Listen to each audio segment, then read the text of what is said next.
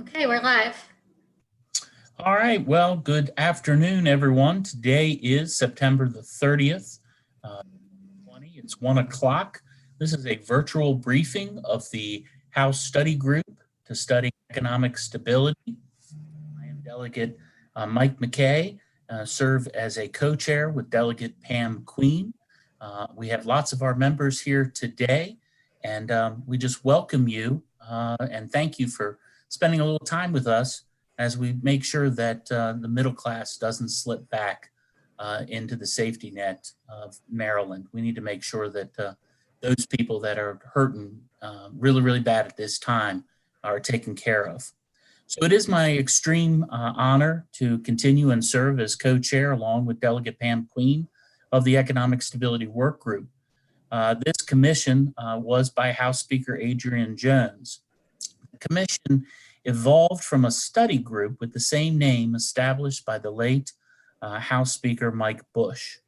Last year, the study group hosted several listening sessions across the state over the summer, where we heard directly from the citizens and frontline service providers about how we strengthen the middle class in Maryland. It's especially important to me that the voices of all the state were heard, but more especially as I serve in the rural communities, that we could hear and develop a path of financial independence across the state that meets the diverse needs of struggling families. Over the next coming months, the work group will meet virtually and process the information gathered from the United Way's study on benefits cliff. And also we'll be reviewing individual counties' ALICE reports as those become updated with the information from the Cliff Report to develop a goal to develop policies recommending to advance during the 2020 legislative session set to begin here in January. First and foremost, I'd like to offer a official welcome to three of our newest delegates to the work group. Delegates Belcastro, Delegate Chi, and Delegate Mark Chang. Delegate Eric Lukey has recently moved to another committee. We thank him for all the hard work that he has had on the committee. But without further ado, I'd like to turn it over to the brains of the operation, my co-chair, Delegate Pam Queen, for a couple of her thoughts. Delegate? Well, thank you very much. Thank you, Delegate McKay. I also want to join you with thanking all of you for joining us today and also welcoming our new members and our new staffer as well. With the COVID-19 health crisis, this work group's study of poverty and economic instability of working families in Maryland has had a greater sense of urgency and a greater imperative for us to find meaningful policy solutions to address these issues. And so this briefing will be our start on this process. And so we're going to get started with it. Let's start with the status of our 2020 study group's legislation.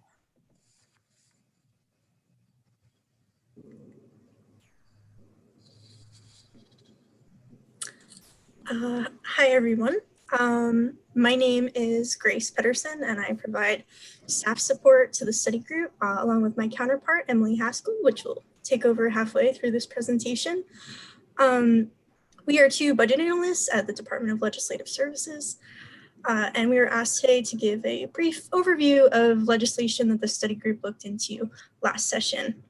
And we want to remind you, if there's ever anything we can do to support you as a member of this study group, please feel welcome to reach out to us at any time.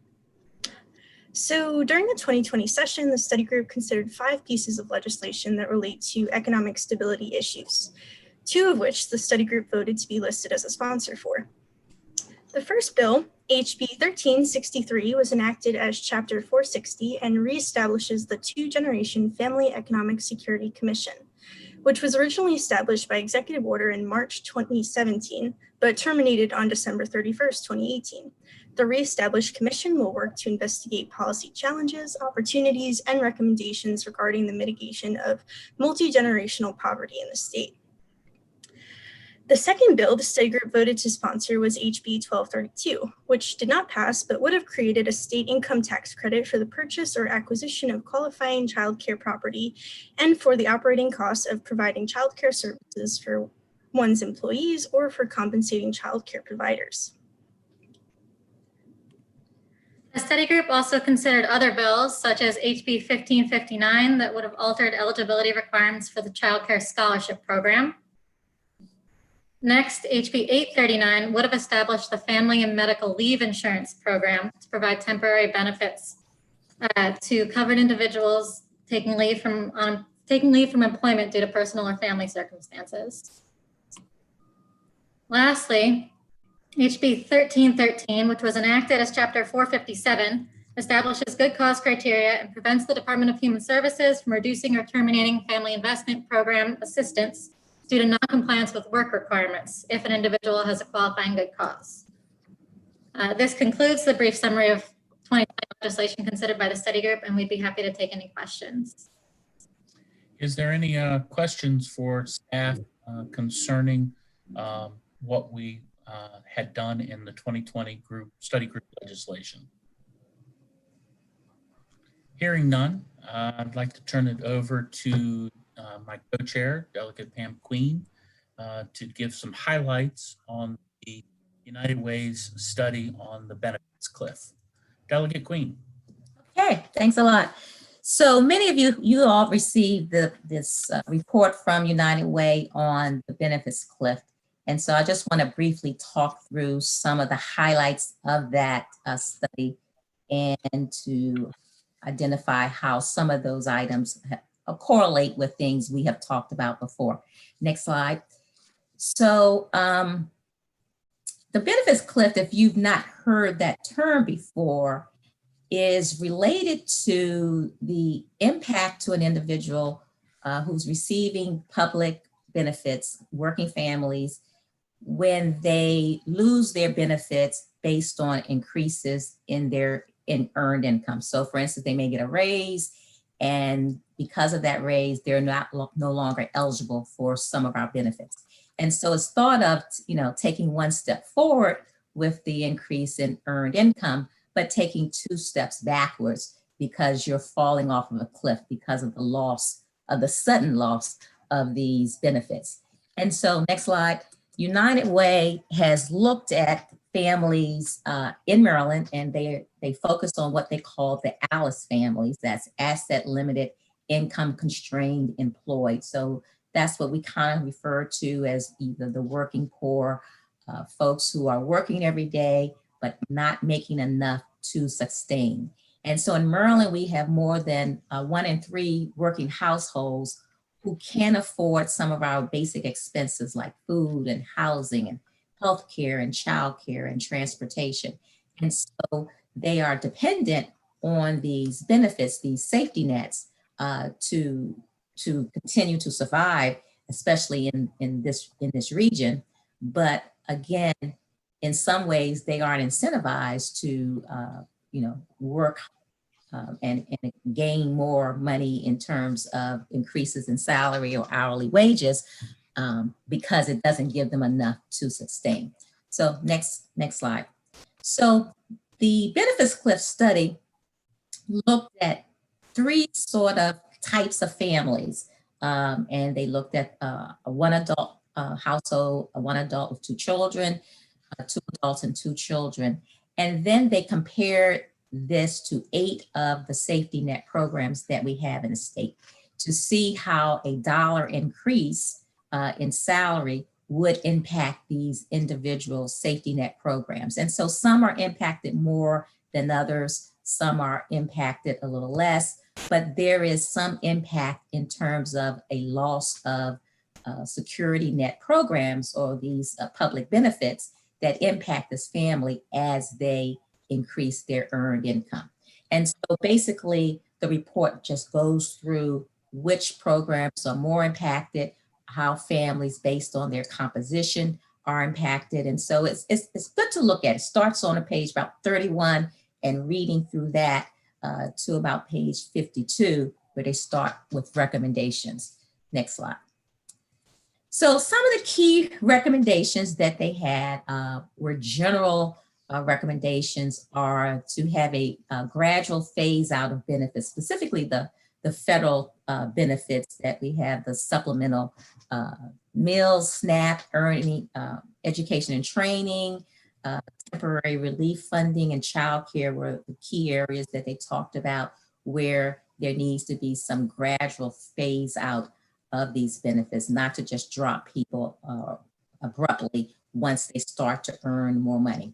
And then they had some specific topics as they relate to housing, things that we have talked about here in terms of making sure there's eviction protection, having housing navigators, the issue of difficult to house people, such as returning citizens, some of our veterans. So they talk about programs and policies around that. Around childcare, there was a lot of focus on helping childcare providers to make sure that they can provide more services and quality childcare to families, and to protecting the eligibility band in terms of receiving vouchers.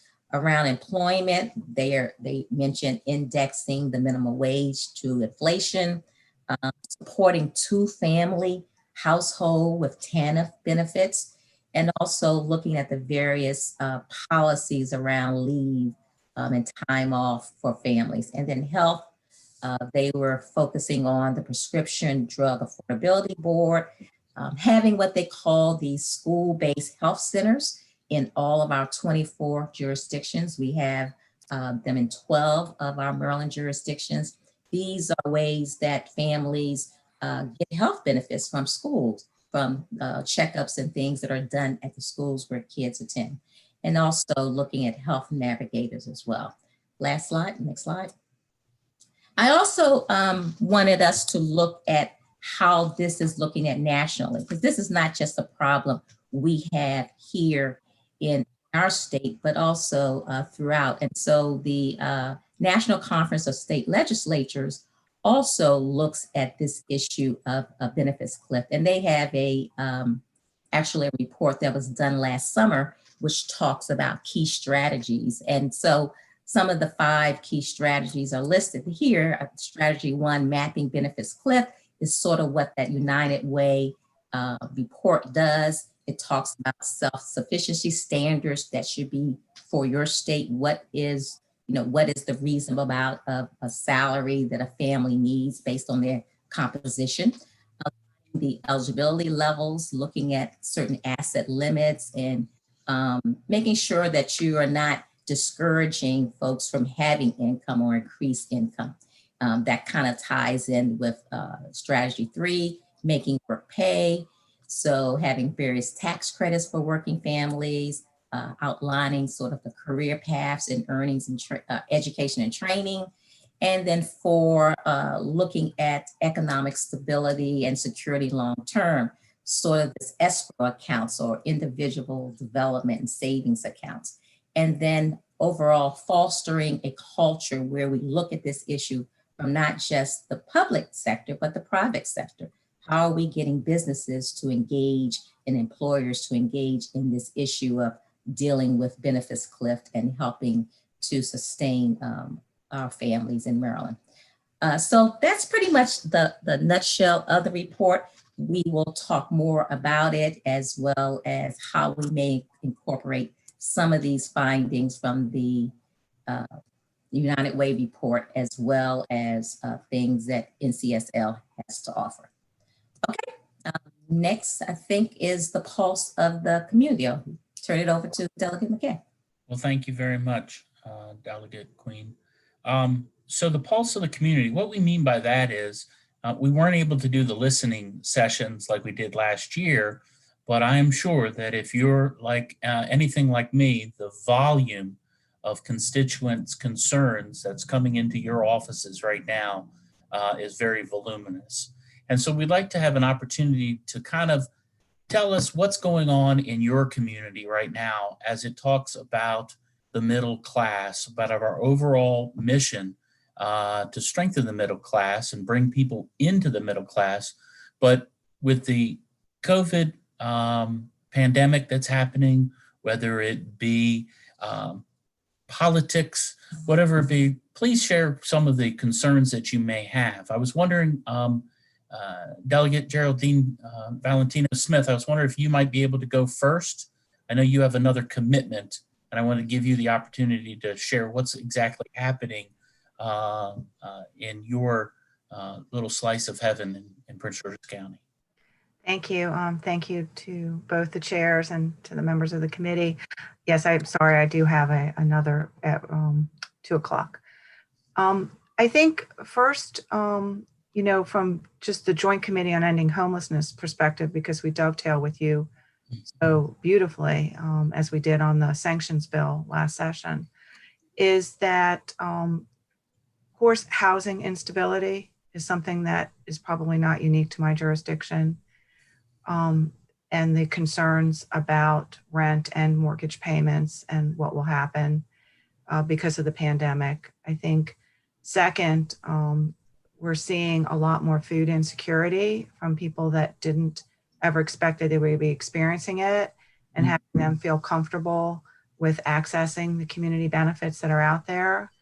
We also, though, did just determine that through No Hungry Kid program that we work with, there are a lot of kids that didn't get registered for the pandemic SNAP, which Delegate Brooke Learman had been working so hard to make sure was available.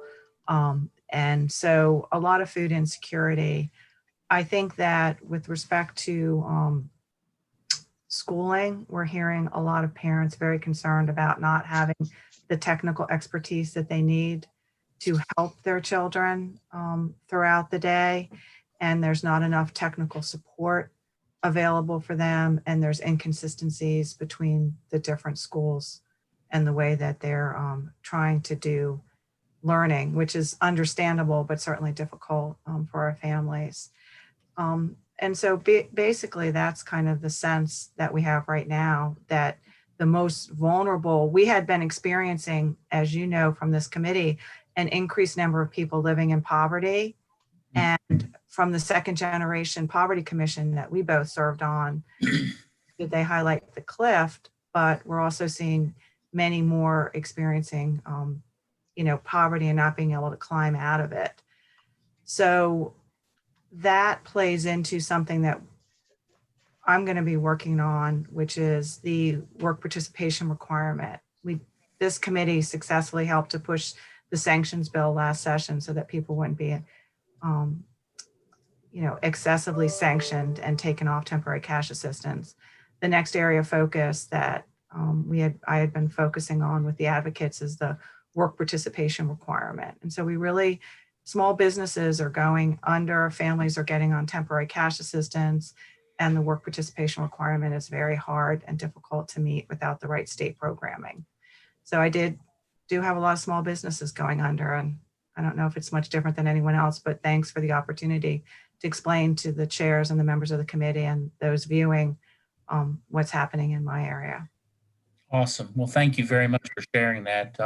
Was wondering if we can go north and go up to Baltimore City and hear from Delegate Tony Bridges. What exactly is the pulse of your committee that's happening in Baltimore City, sir? Thank you, Delegate McKay. And sort of, I would say, everything that Delegate Geraldine Valentino Smith said, and in addition to some other things going on, but a lot of what she said is also what we're hearing, or what I'm hearing from constituents in Baltimore. And to expand on one of the things that she talked about with school-age children and making sure that kids are able to get on to their devices. One of the things that I've been hearing a lot about lately is not necessarily just being able to get onto the devices, but with the caretakers of smaller school-age children, not being able to really understand how to keep them logged on and when to get off and get on to other classes. Some folks have reached out about not being able to actually go to work because the caretaker that they do have at home isn't able to handle the process of the students getting on, or just being late for work. And so there's been a couple of folks that have reached out to me just trying to figure out like how to get into get some support so that their kids are able to log on and continue throughout the day without them having to miss work. And so that's become one of the biggest issues that I've heard over the last couple of days, actually, that some constituents have been complaining about. In addition to just making sure that folks can actually get to work. I know there's a number of folks that have been working on or talking about what the MTA has put forth with the cuts to some of the service in the Baltimore metropolitan area. And so there have been a lot of constituents that want to make sure that they can still get to their proper routes along those bus lines to get to work. And so those are some of the major issues that I've been hearing, in addition to what Delegate Geraldine Valentino Smith has been talking about. Okay.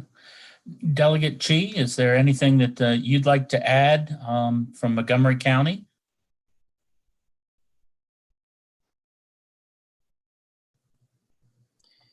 Hi, thanks for asking. I think just like a lot of offices, there was quite a flood of complaints about unemployment benefits being so slow, and especially for lack of communication. So I have been fortunately assigned by the speaker to this unemployment benefits work group to just, shine a spotlight on some of the persistent issues. And I have to confess that there are still a lot more questions than answers, it seems like.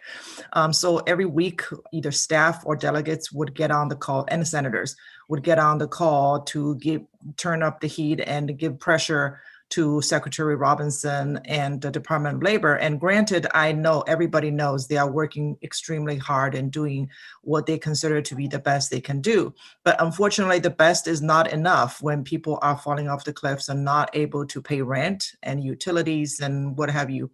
So we are seeing a pattern of some really stubborn cases of people contacting the department back in June and July. At this point, they're still not getting responses to give them hope that they are actually in queue. The Beacon 2.0 is actually not working as we thought it should work. It's not like a magic switch as we thought it should be, for technological advancement.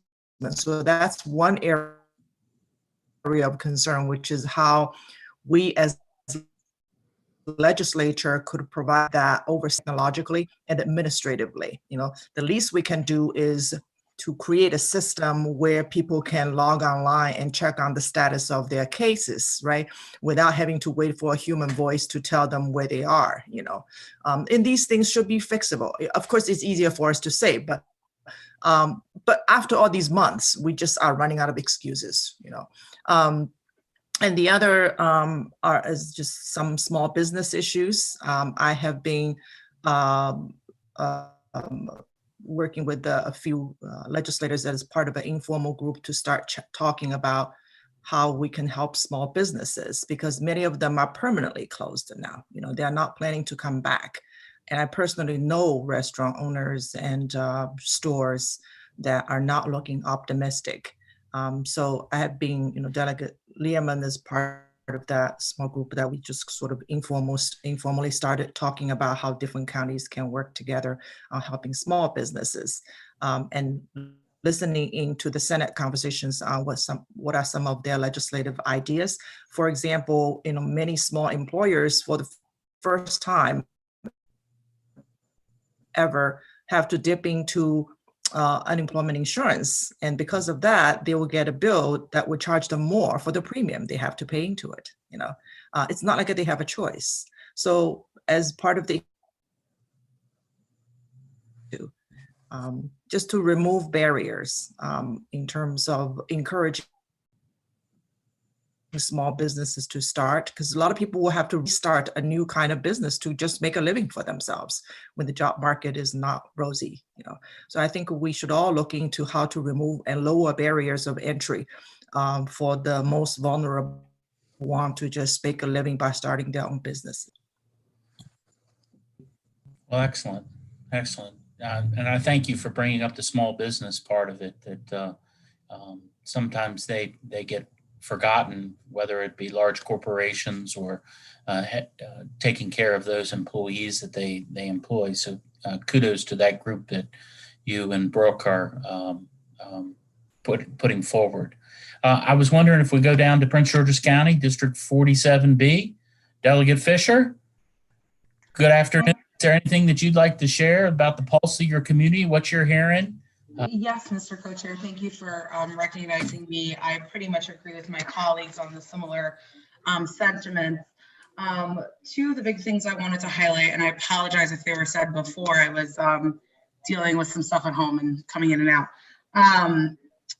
is my district borders a lot of the Purple Line construction that is going through Montgomery County and Prince George's County. And I was very upset, and I believe it was Delegate Wilkins' legislation that before the COVID crisis, it sanctioned off money to help those businesses due to the lack of traffic and just their regular hardships with the construction.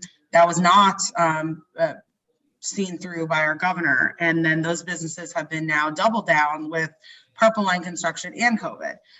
So I'm very much worried about businesses in our development corridors, especially ones on the Purple Line route. And so I think, especially when we look at the value of the land and the leases in those areas, you know, those businesses being faded out, let's say hopefully, God willing, we'll recover from the pandemic, and then those businesses are shut out, being in part of the community they've been a part of for 20 years, because bigger corporations can afford the new probably price tags on those leases and properties and such. So that's a concern.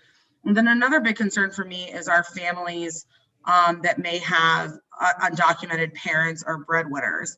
I mean, in our usual state of affairs, undocumented folks don't have access to unemployment. I think during a state of emergency like a pandemic, I think our state needs to reconsider that. It's also very upsetting that if you are, according to our federal law, I believe, but I would have to rely on the MGA staff to correct me, with the stimulus checks as well, due to this administration, even if you have one parent that is a US citizen and one parent that is not, and obviously the children are US citizen children, you would be denied, and they were denied, any stimulus check during the pandemic just because of the one parent. And for me, you know, we can get into a lot of whatever about undocumented, documented status, now access, whatever. But the reality is, you know, people are paying into our taxes through multiple ways. The reality is these children are part of our school system and our mouths to be fed. And we are in a global pandemic. And so limiting the help in that way, especially in this very unique circumstance, I find very heart-wrenching. And it's very heart-wrenching for my district, as I represent the largest Latino population, the largest immigrant population in the state, in the state house. So that's been very, very hard. I've literally, I had to stop delivering food in Langley Park every week because my family was just like, you are going to get COVID if you keep doing this. You can't keep doing this. I mean, I just had no other choice. So it's been very tough for my district. 20783 is the largest COVID cases in the state. It's the most vulnerable population. And as Marylanders, I don't think we should turn our backs on fellow Marylanders. And that's just a little bit of it. And, you know, mostly my heart goes out to these children who are in very cramped living spaces with sick parents and no access due to not their status, but maybe a parent or guardian. So that, I think, as a state, we should really, I would implore us to reconsider the access to unemployment and other resources during a state of a global pandemic. Well, thank you for bringing that up. I think you're hitting on all cylinders there. When we are in a state of emergency, there are extraordinary things that the state of Maryland needs to do and go above and beyond to take care of Marylanders. I think you hit it on the nail. I appreciate that. Let's go up back up to Baltimore City. to the district that touches every water park in Baltimore City.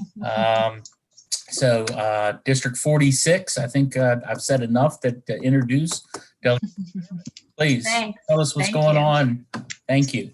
Sure. It's interesting. It was great hearing from everybody, and I'm sort of glad I'm going after everybody because so many, I associate myself with the comments of that everybody has made, really. And, whether, Lily gave a great synopsis of the problems that are facing our small businesses. In my district, we have 3 or 4 main streets. We have Federal Hill, Canton, Highlandtown, which is predominantly immigrant-run businesses. So we have a huge number of small businesses. And then, of course, we also have most of the Latino population in the city in my district, and they have been incredibly hard hit.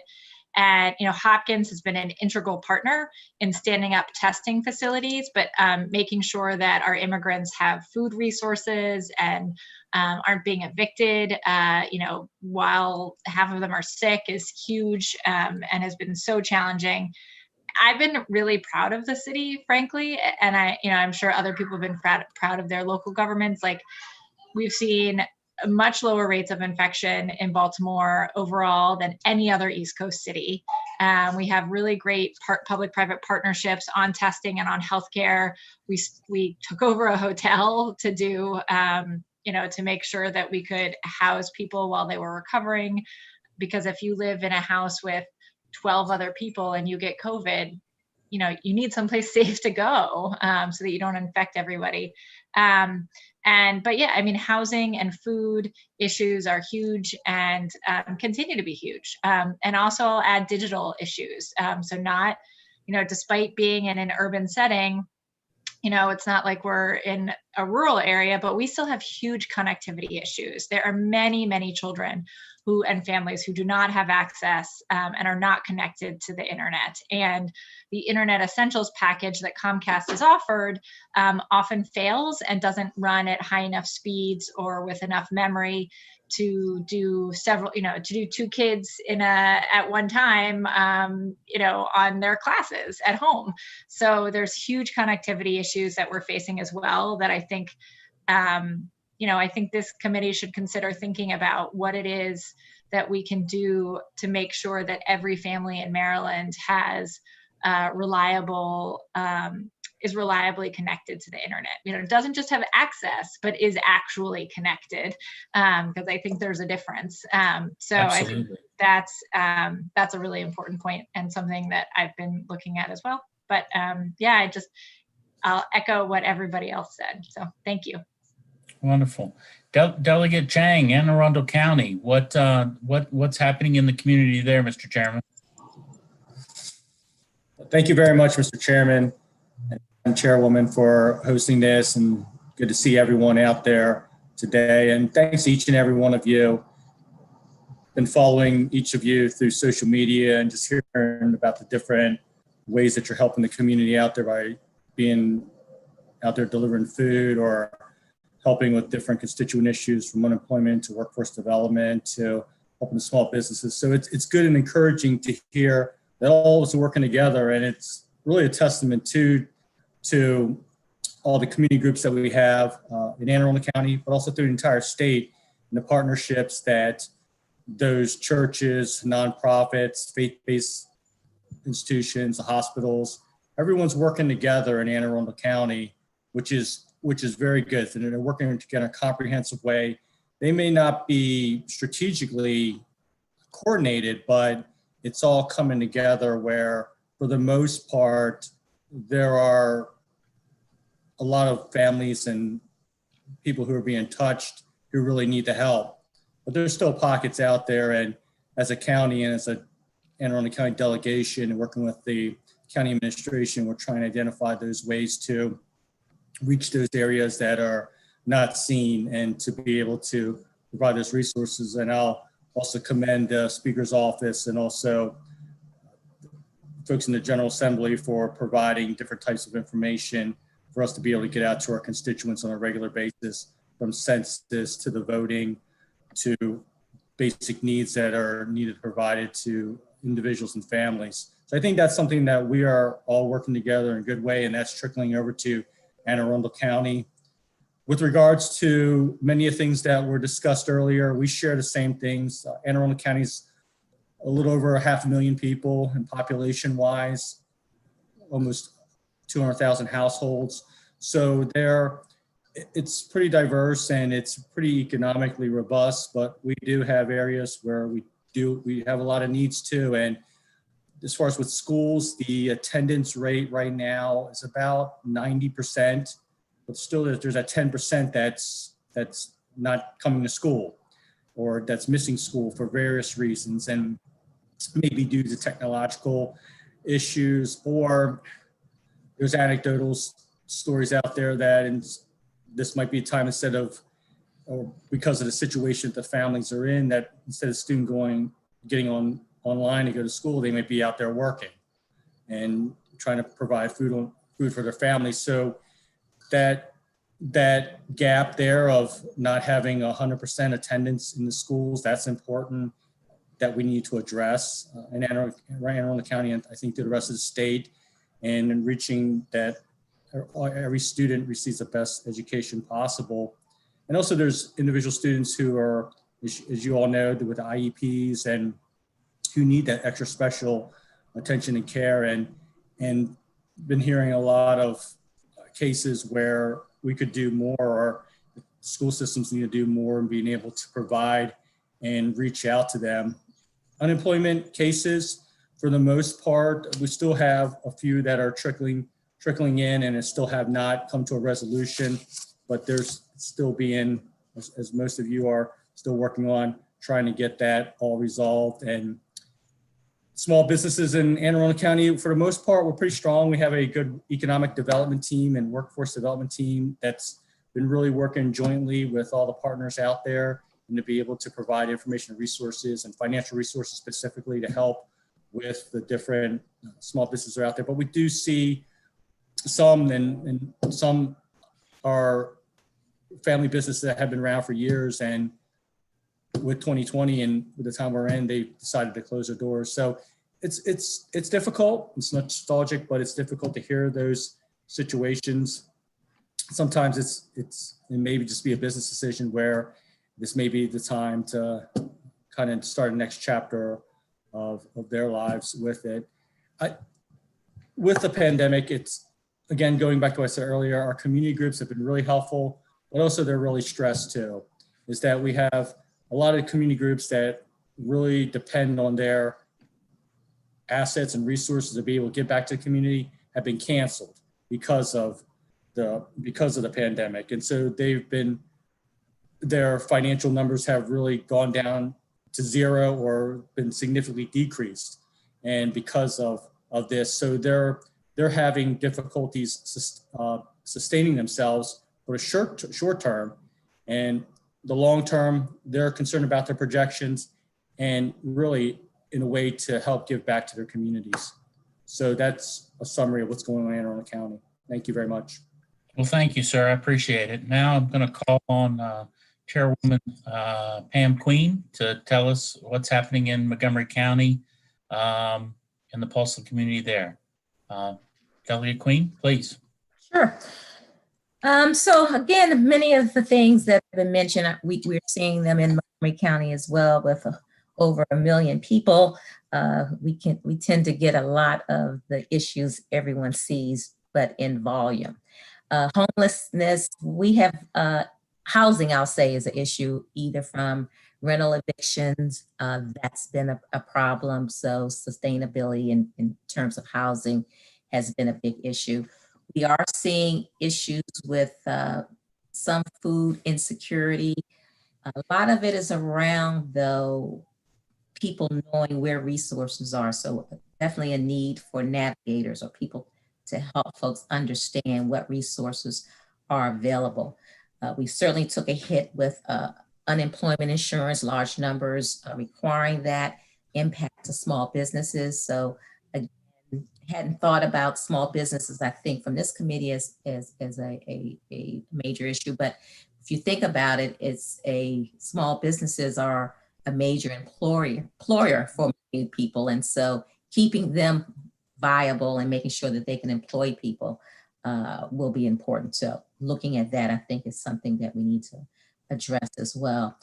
And I guess the other area I would mention is we are struggling with school closings, how to deal with remote learning, even though we have tried to provide technology resources to families.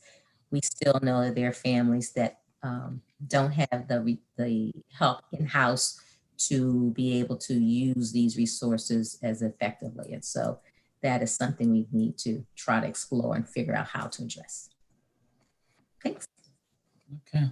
So up in Western Maryland, Allegheny and Washington County, really a stark difference between Washington County and Allegheny County, as you all well know. And unfortunately, our households' poverty's up.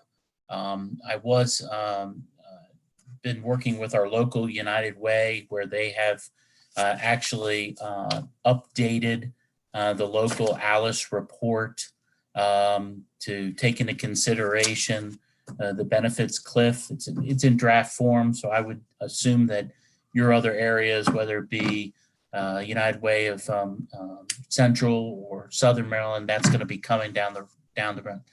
I am proud to say those on the Ending Homelessness committee that Allegheny County is now a member of the Balance of States, and that's going to open up some funding from HUD. It took some time for us to get to be part of that, but it's moving in the right direction. We too have been hit with connectivity issues. More especially, I get to go home, and my wife, we have 6 kids at home, all trying to get on the computers, and the bandwidth not being large enough, and just dealing with those issues that so many of our families are dealing with across the state. And in Allegheny County, we're equally as that. Food resources is really, really hard. Our Western Maryland Food Bank really needs help in this time where they would be normally relying on businesses. Those businesses aren't around anymore. COVID has really, really had its turn on them, and they're at low levels as well.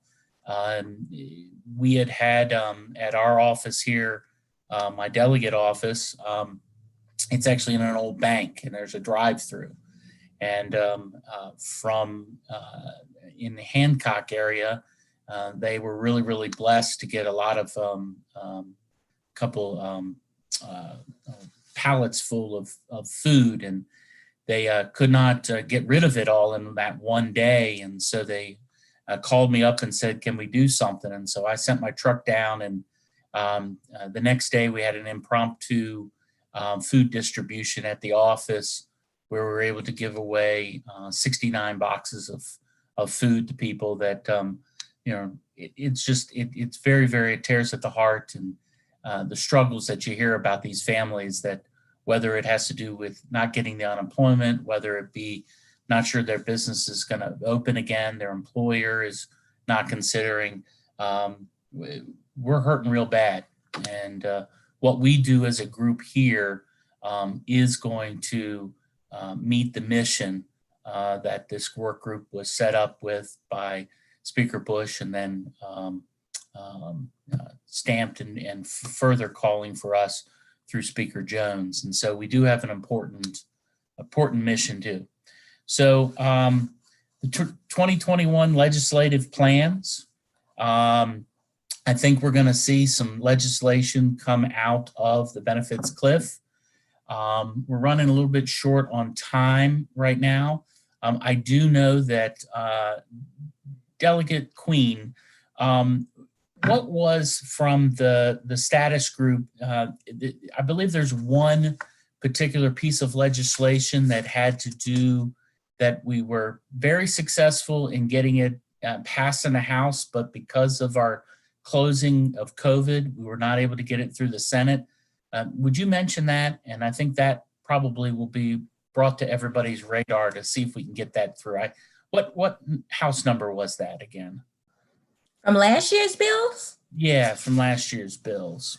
Was that, From last year's bills, we got the 2 gen through, and then we did the temporary funding that was brought up 13.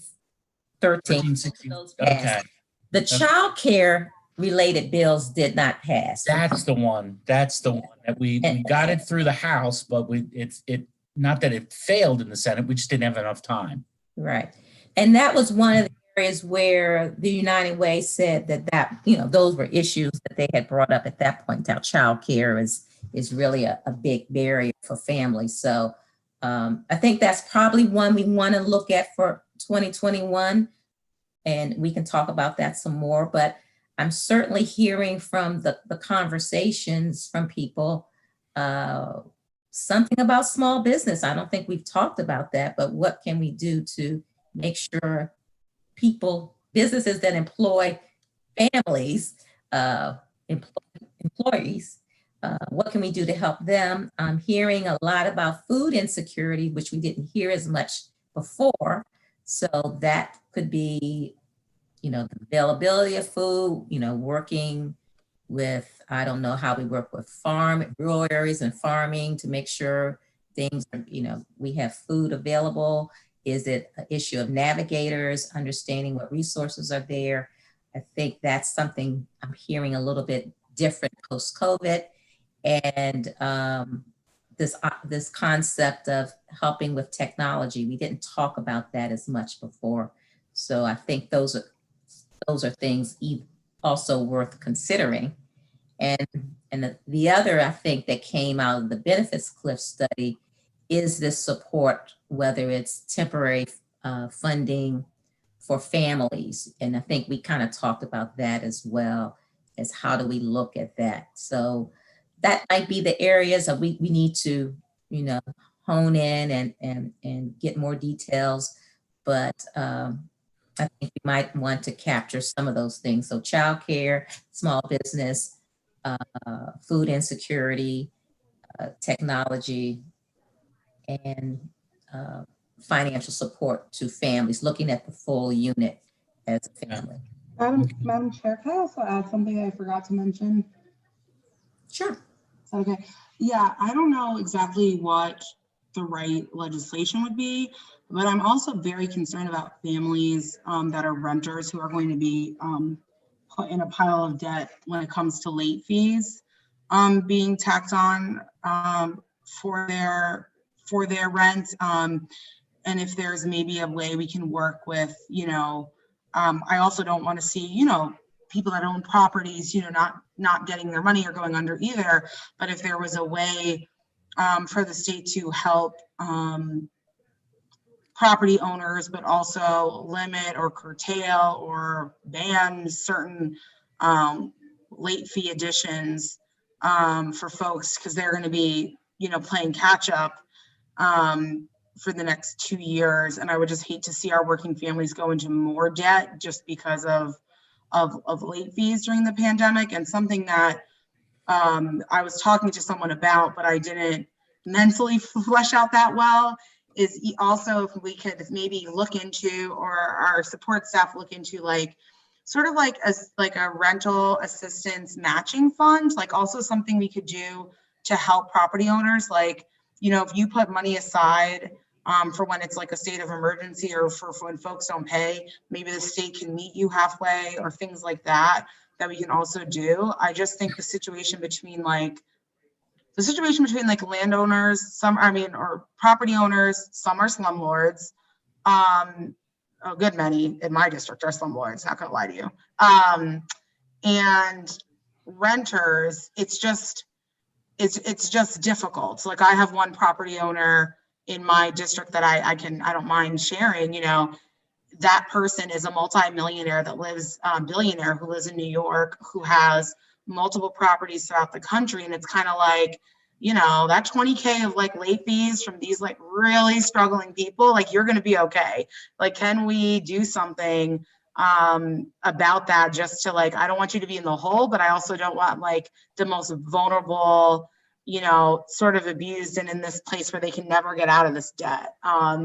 So if we could just put better brains than me, I'm not saying I have the solutions to anything, to really think about that, because I think, and I also think a lot of our middle class families are going to be going through that. I really do.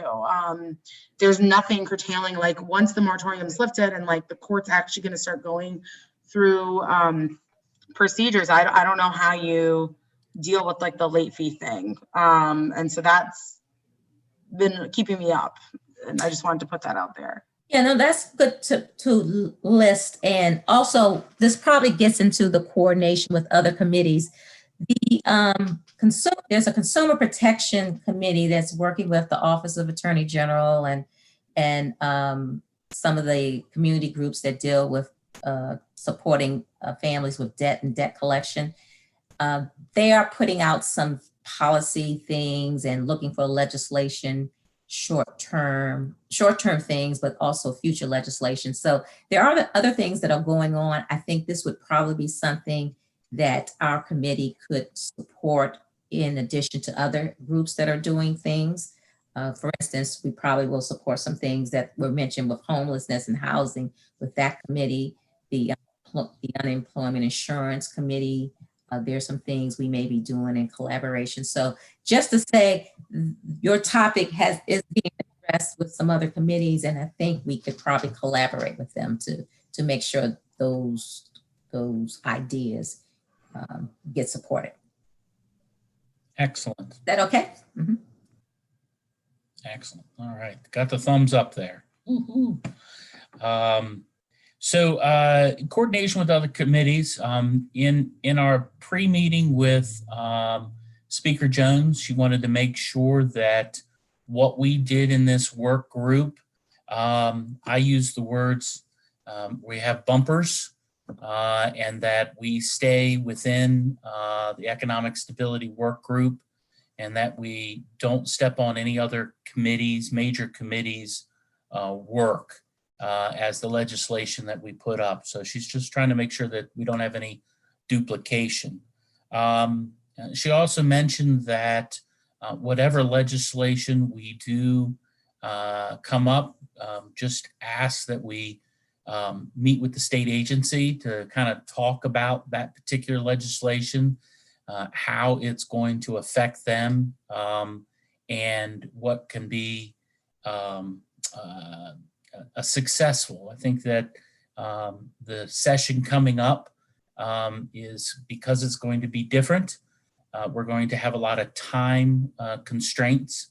And so whether it's not doing duplication, or it's actually meeting with state agencies to say, hey, not getting their blessing that we need to, that it's okay to run with this particular piece of legislation, but really flush out a lot of the conversation that normally would be during the 90-day session. If we can get it pre-conversations or offline, for lack of better words, we would be doing better. Community outreach. Co-Chair Queen, I don't remember what community outreach was supposed from another action. So that was more related to the pulse of the community. Okay, perfect. Okay. How much folks had already done that or not, and so if we needed to do something more formally to make sure that we are really getting all the concerns and issues. So if we wanted to put together, let's say, a survey, and we all agree that this will be a survey that we would send out to our constituents or to our advocate groups, so that we were again sort of collecting like information like we did, the summer ago when we had the listening tour. So it's more of a community outreach in a formal and consistent manner. Okay. So we're getting close to the 60 minutes. The next steps, I'll say in just a second, but I think I want to open it up. Is there anything else that anybody in the work group would like to say before we have a closing? So yes, Geraldine.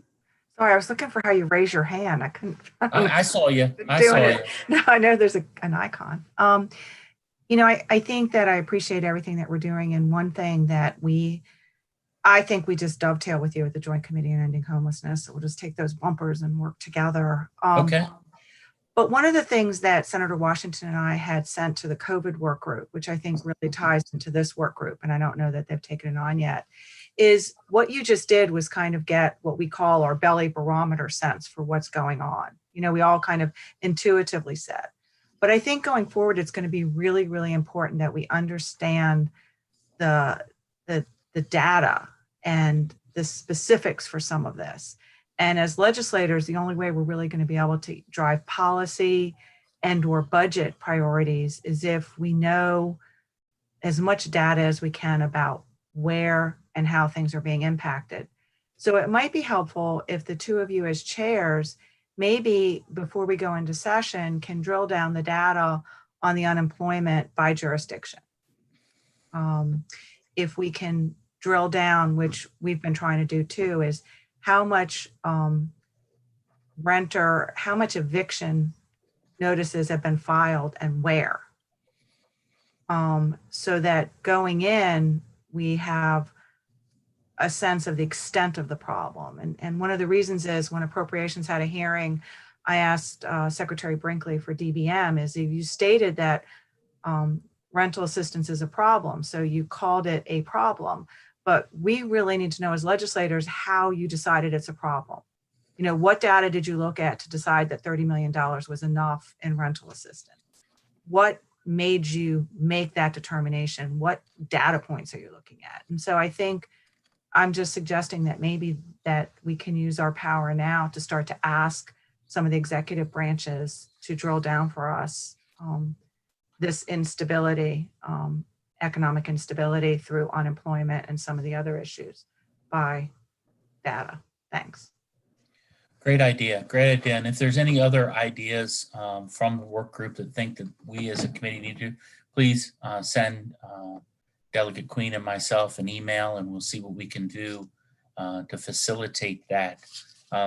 The hour is getting near. In closing, I just want to thank those who have tuned in to listen to our work group. We have a voluminous subject, and there's a lot of things that can be packed into this work group. We're trying to be as laser focused as we can. We're interested in hearing from those who have watched this, and please email myself or co-chair Delegate Pam Queen or anybody that's on this work group. We're glad that you have listened in, and thank you for your participation. But once of all, you know, we all are successful because of the staff. And so I just want to thank Grace, Emily, and our newest state staff member, Kate, for making us look good, sound good, and do the good work so the people of Maryland have elected us to. So thank you all for participating. Delegate Queen, you have the floor. Okay, well, I just want to say again, thanks all of you for coming out. Again, thanks for everyone for your support. As I mentioned in the beginning, we really need to have a sense of urgency with this issue and make sure that we are going to put forward meaningful policy. This is a major issue that as a state we can't ignore, and we need to find solutions. So thanks for your time, and you will be hearing from us again because we do need to be ready by January. So there will be other meetings and discussions to make sure that we hit the floor running come January. Again, Wonderful. thanks for your time. All right. All right. Bye. Thank you all for all you do. Bye-bye. Bye-bye.